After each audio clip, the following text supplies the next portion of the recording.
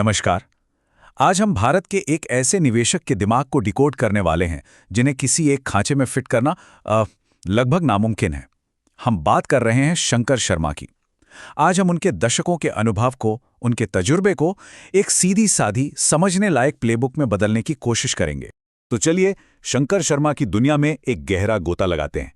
हम उनकी सबसे पहली और सबसे जरूरी फिलॉसफी, खरगोश वाली सोच से शुरू करेंगे। फिर हम उनके इन्वेस्टमेंट सिस्टम को परत दर परत खोलेंगे। ये भी देखेंगे कि वो पूरी दुनिया में मौके कैसे ढूंढते हैं और वो कौन सी गलतियां हैं जिनसे वो हमेशा दूर रहने को कहते हैं। आगे बढ़कर हम भविष्य के कुछ चमकते सेक्टर्स पर भी नजर डालेंगे और आखिर में एक ऐसे सबक के साथ इस बातचीत को खत्म करेंगे जो पैसों से कहीं ज्यादा कीमती है। तो आखिर शंकर शर्मा हैं कौन? क्या वो बाजार के बुल हैं जो हमेशा तेजी की आस लगाए रहते हैं, या फिर वो एक बेयर हैं जो हमेशा मंदी का इंतजार करते हैं? सच कहूं तो उनका जवाब आपको थोड़ा चौंका सकता है, और यही जवाब उनके निवेश करने के पूरे तरीके की बुनियाद है। अब ये बात सुनने में थोड़ी अजीब लग सकती है ना, पर इसके पीछे की सोच बहुत गहरी है। वो खुद को बाजार का राजा, कोई शेर या भालू नहीं मानते। नहीं, वो खुद को एक हेर यानी खरगोश की तरह देखते हैं। एक ऐसा खरगोश जो चालाक है, तेज है और जंगल के खतरों से बचने के लिए हमेशा हमेशा चौकन्ना रहता है। इसका सीधा सा मतलब ये है कि मुनाफा कमाने से भी कहीं ज्यादा जरूरी है इस खेल में टिके रहना, सर्वाइवल।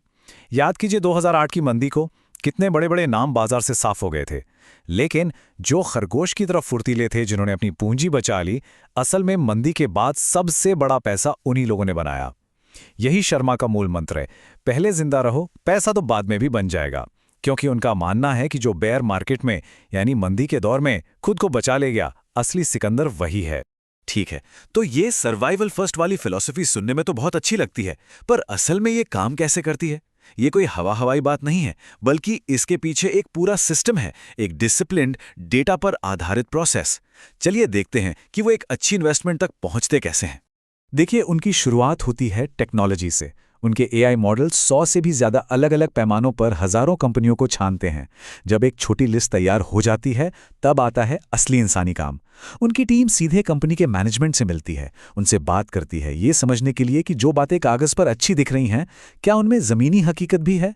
इसके बाद वो एक ही स्टॉक में सारा पैसा नहीं लगाते, बल्कि कई शेयरों में छोटी छोटी रकम डालते हैं, सिर्फ आधा या 1%।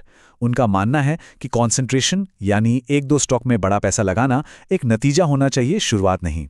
और आखिर में इतने सालों के तजुर्बे से बना उनका नेटवर्क जो उन्हें ऐसी डील्स तक पहुंचाता है जहां शायद हम और आप कभी ना पहुंच पाएं। और ये लाइन उनके पूरे विश्वास को एक वाक्य में बता देती है।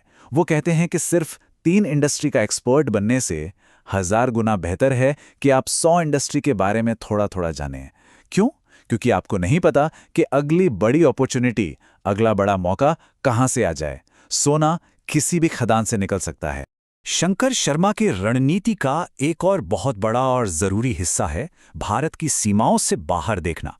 वो मानते हैं कि अगर आप एक निवेशक हैं तो पूरी दुनिया आपका मैदान है, सिर्फ एक देश नहीं।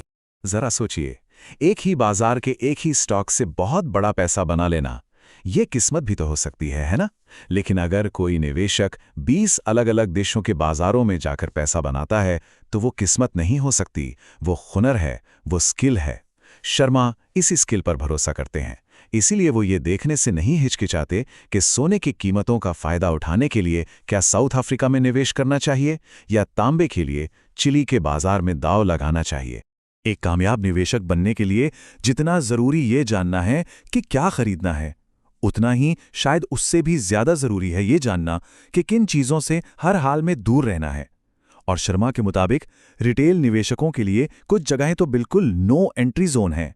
ये शब्द थोड़े कठोर लग सकते हैं, लेकिन आईपीओज यानी इनिशियल पब्लिक ऑफरिंग्स को लेकर वो बिल्कुल साफ राय रखते हैं।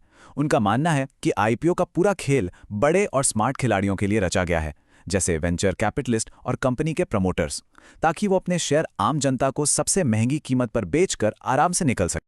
इसके पीछे का तर्क बहुत ही सीधा और सरल है।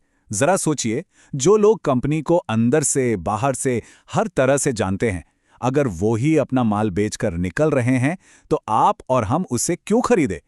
ये एक बहुत बड़ा रेड फ्लैग है। ये एक साफ चेतावनी है कि भैया सावधान हो जाओ। तो फिर सवाल उठता है कि पैसा बनेगा कहाँ?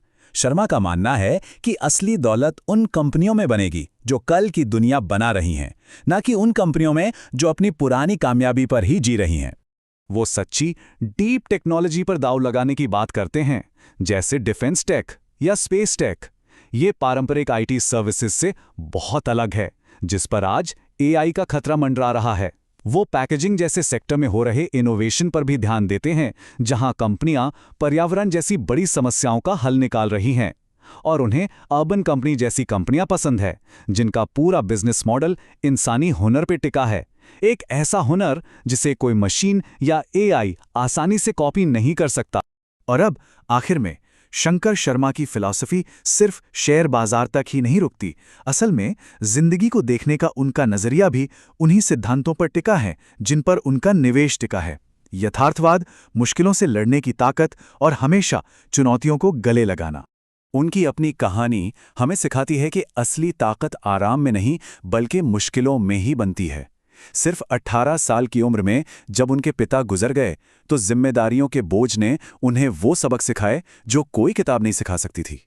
उनका मानना है कि हमें मुश्किलों से भागना नहीं चाहिए, बल्कि उनका स्वागत करना चाहिए, क्योंकि हर चुनौती हमें अंदर से, हमारे सेलुलर लेवल तक मजबूत बनाती है। और वो हमें इस आखिरी और शायद सबसे गहरे सवाल के साथ छोड़ जाते हैं। देखिए, जैसे किसी स्टॉक का पीई रेशियो यानी प्राइस टू अर्निंग्स रेशियो ये बताता है कि बाजार को उससे भविष्य में कितनी ग्रोथ की उम्मीद है, ठीक वैसे ही हमारी जिंदगी का भी एक पीई होता है। एक हाई पीई वाली जिंदगी वो है जो नए अनुभवों से, सीखने से, घूमने फिरने से, मौज मस्ती से यानी ग्रोथ से भरी हो। और ये हमें याद दिलाता है कि असली दौलत बैंक में रखे नोट नहीं बल्कि जिंदगी में कमाए गए अनुभव हैं।